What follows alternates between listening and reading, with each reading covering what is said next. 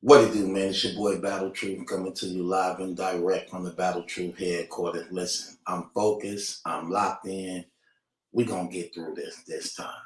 Now, I have tried to do these like 3 or 4 different times to just keep going through and always find myself being distracted. Something comes up. I get overwhelmed with a lot of things and I never get to finish these. Well, I'm determined to finish them, and we're going to lock in. And I'm going to walk y'all through my life and my experience in going in prison, what led up to me going in prison, and everything that went on in prison, okay? So for those of y'all who may not know, I've spent 10 and a half years of my life in prison.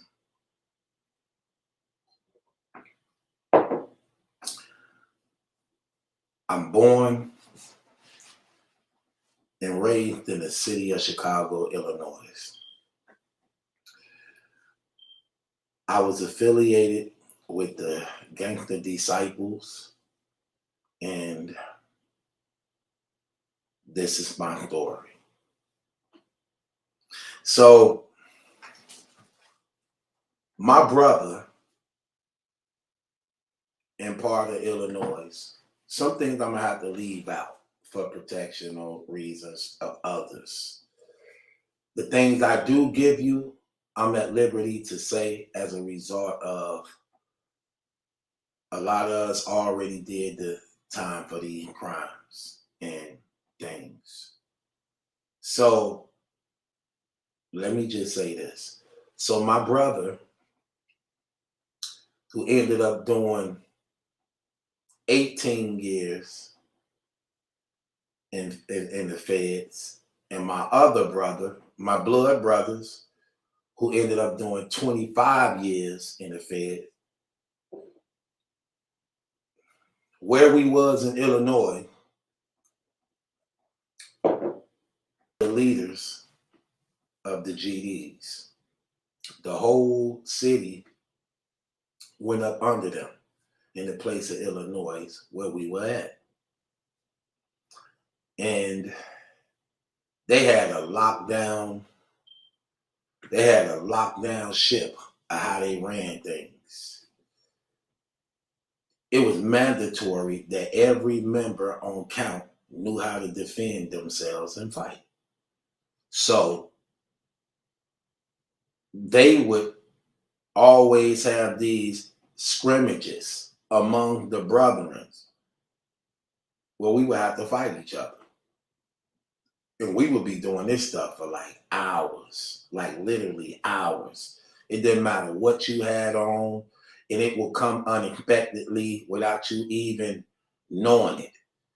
Because my brothers they wanted to make sure, again, that everybody who was on count up under them knew how to fight, knew how to defend themselves in case anything jump off, where we would be comfortable fighting along each other's sides. So it didn't matter if you was older, it didn't matter if you were younger, everybody had to participate all the time. Even him, even them. So, with that being said, during these scrimmages, we'll be fighting for hours. And my brothers also had rules of the drug houses. No drugs was allowed in the houses that we were selling drugs out of. So all the drugs was literally outside around the neighborhood. In case the police hit the houses who was attached to people's names, no drugs was in the house. What they find outside belong outside, and anybody can beat these type of cases if the drugs is outside, because it's outside. So we had all the drugs outside in certain areas that we knew about. Somehow the police got winged of this. And when the police got wind of this, um, they started investigating the neighborhood, the blocks, sort of like an Easter egg hunt. In fact, that's how they had it written in the paper.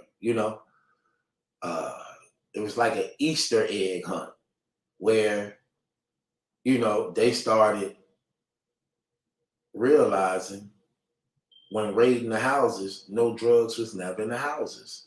Now the dope fiends will come to the house, but that'll only be a holding spot for them till the drugs be bought to them outside of the house. Like for instance, when the dope fiend came to want to get some drugs, they'll come up to the house, come in the house, we'll get their money, but they'll have to go outside to get the drugs wherever it would be laid at. Okay? So they wouldn't see who went and got the drugs. They wouldn't see where the drug was at. They would just have to go to the place where they was directed to grab their drugs from outside. Now remember, it's full of gang members out there. So the whole area is just our whole squad. And the dope is being sold through the organization. So it ain't people out there with their own dope. The dope belong to the nation. So all the dope out there is the nation's. Now,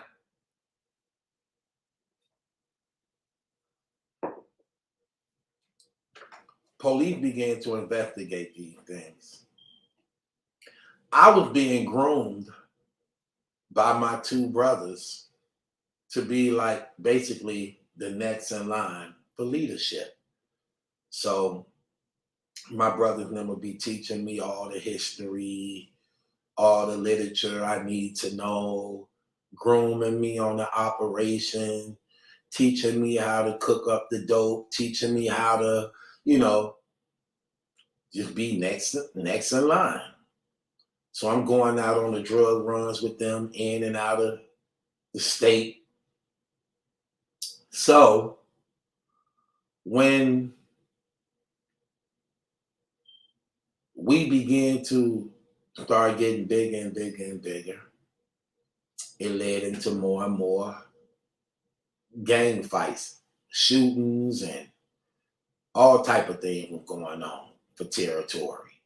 So we gang banging, shooting and fighting and things like that. So one day, the police decided to raid the neighborhood. They didn't raid the houses. They raided the neighborhoods.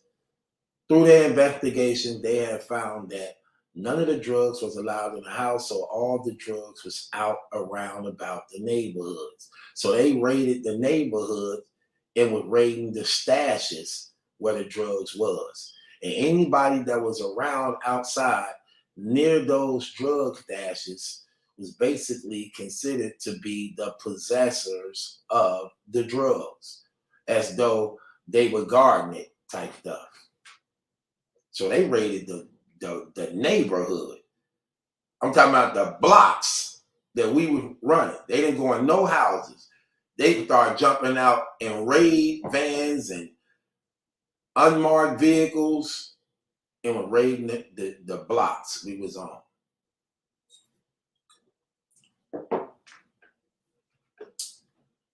I ended up going down as a result of one of these raids, which actually led to my incarceration. When I went down, they brought me into the interrogation room. And when I was in the interrogation room, the officer was like reading me the report of what they had. The officer knew who drugs it was, but remember, my brothers and them ain't nowhere to be seen. they don't be around the drugs or nothing like that, you know. So the officer know that they my brothers. So the officer got me in the interrogation room, and the officer telling me like, look, we'll let you go right now. All you gotta do is sign on the paper and say that this stuff belongs to your brothers. They don't even got to know that it's you. You ain't even got to use your real name. You could sign Daffy Duck. All we care. We just need you to say that it's his, it's theirs, and we'll let you go. I'm like, man, I don't know what you're talking about. So he like, so you not gonna talk to us? I'm like, I ain't got nothing to say. He say, so you gonna be like every other nigga come up in here. Then you get to giving me the spiel. You think they care about you? They don't care about you. He said, okay, so if you don't want to tell on him, then we gonna give you these charges. So they started giving me charges that I wasn't even guilty of because I wouldn't give up my brother's name. Then I'm telling the officer, I'm like, I didn't do that. You can't charge me with that. I didn't do that. You know what the officer said to me? He said, I know. It's up to you to beat these charges, not us. We give you the charges. Y'all got to beat the charges. So I'm going to charge you with these. You need to prove that to the jury now that these charges is not true. Since you don't want to help us, we ain't gonna help you. Good luck. Take him to the cell. Took me to the cell. I was pissed. Like, man, they gave me these charges, man. I ain't even guilty of that. But I found confidence in that because I knew I wasn't guilty of it. I'm like, I'm gonna beat this. I'm gonna beat this because I know I ain't do this. I was very ignorant to the law and naive of the judicial system, especially when it came to blacks, when being a teenager of the age of 17, because that's how old I was at that time. I was only 17. So I'm in the county. They got my bail up high. And my brothers them ain't coming to get me. You know what? My bail wasn't even that high, matter of fact, come to think about it. It wasn't even that high for the most part. My bail was low. I think it was something like, $3,000, 2,000 or 3,000, something like that. Maybe 5 at the most, if I'm mistaken. But they definitely had it. But choose to leave me there. So the officers was right to some degree of what they were saying. But the only thing about them is what they want you to do, it don't be worth it. It don't be worth it when you know the consequences behind the actions. So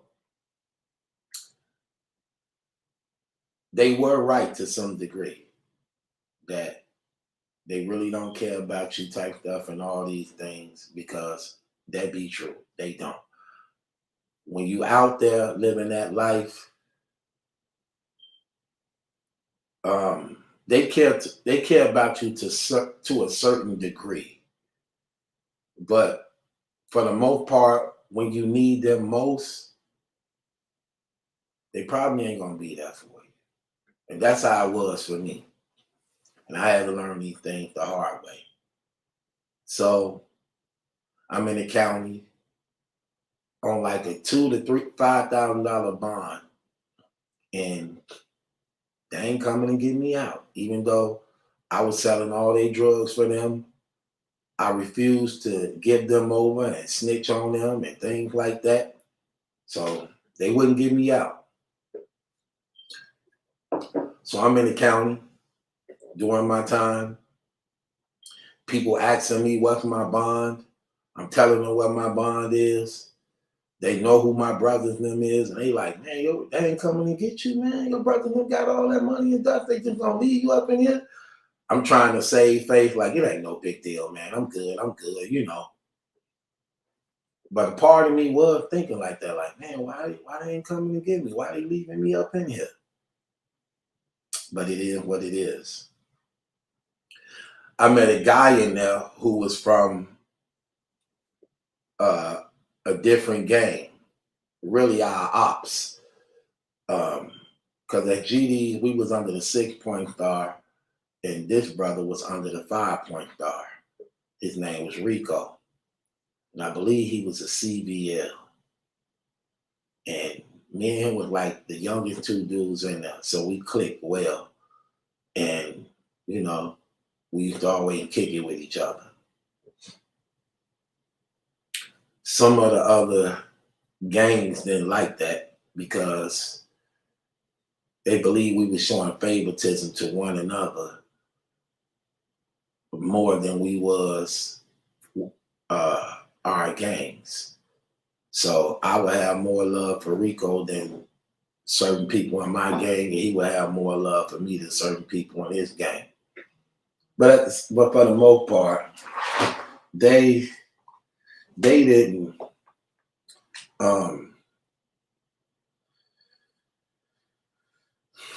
they didn't really sweat it like that. It'll be murmurs, but for the most part, they didn't really sweat it like that. So anyway, Rico was being bullied by a member of his gang, one of the members of his gang.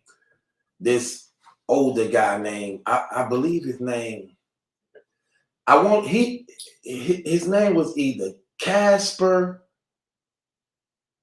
or Charles. Casper or Charles, I knew it was something like that. And he used to like try to bully Rico all the time because Rico was, he was young. He was only like 17, just like me. We was the youngest two in there, like being tried as adults at that time. And he was trying to basically bully Rico, just bully him all the time. Like say disrespectful things to him, threaten him all the time. And like I said, we different. We were different as G's and how we were being brought up by my brothers. And we was taught to fight big guys and all this stuff. And, so that was nothing to us. So I used to tell Rico, like, man, you got to stand up to him, man. Stop letting dude, He like, man, it ain't nothing, man. That buster just talk. He ain't gonna do nothing. He ain't gonna.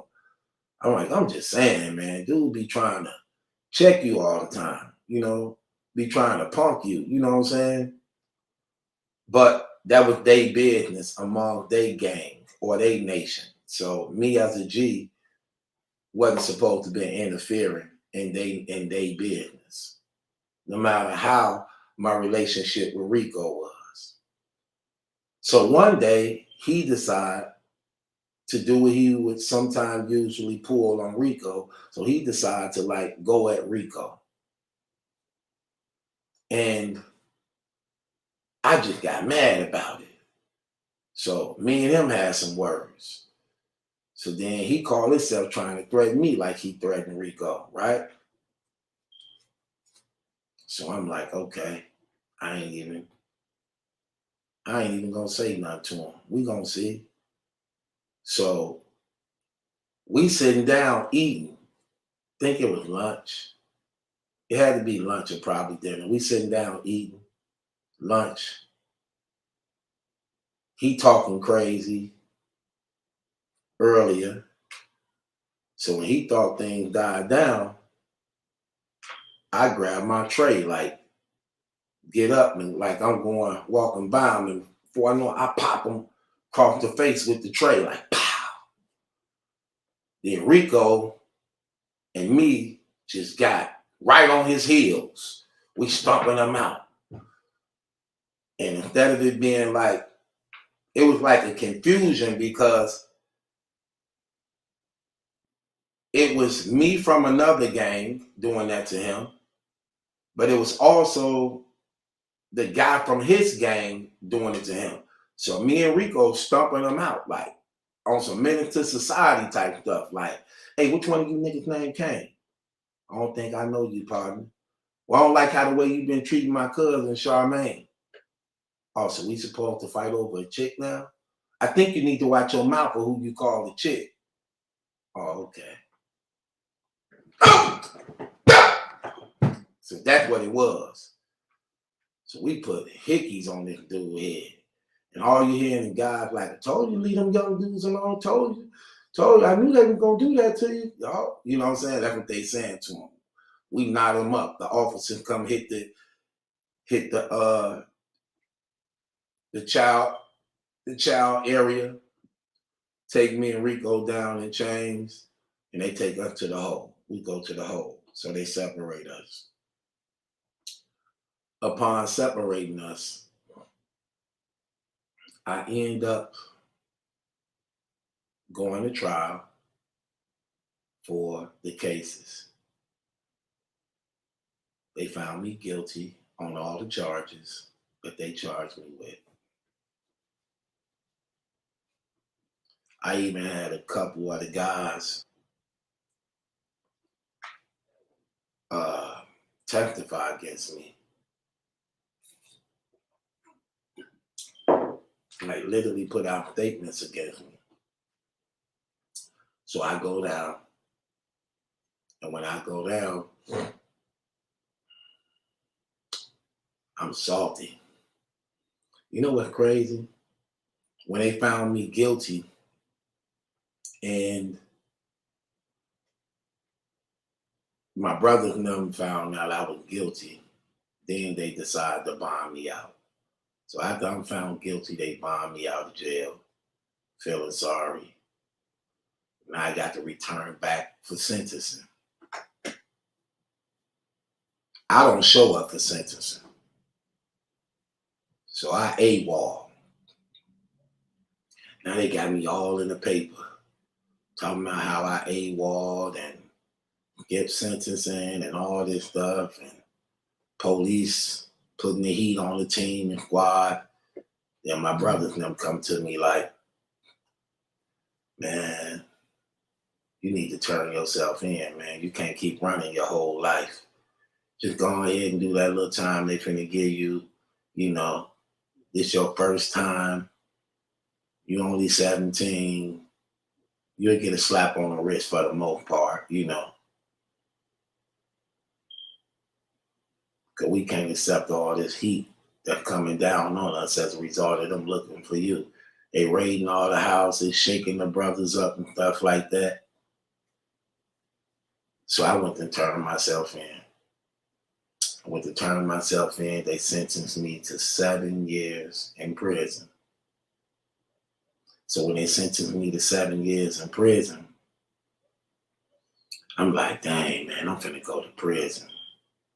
And all I could think about is all these movies I used to see and watch of having to defend yourself from being raped and, you know, having to carry a knife around everywhere you go and people getting stabbed up and crooked officers and all this.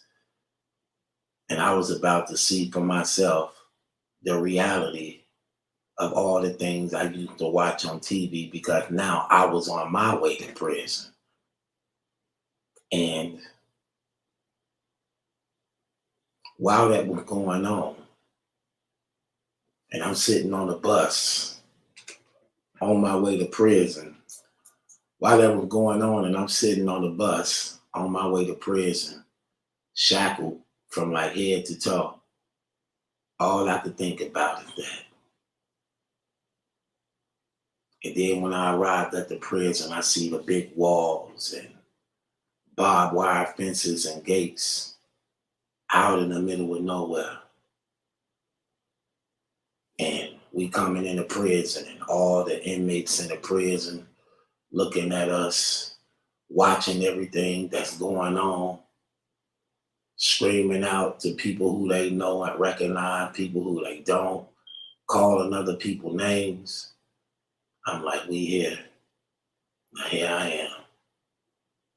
I had to fight for my life for the next 7 years.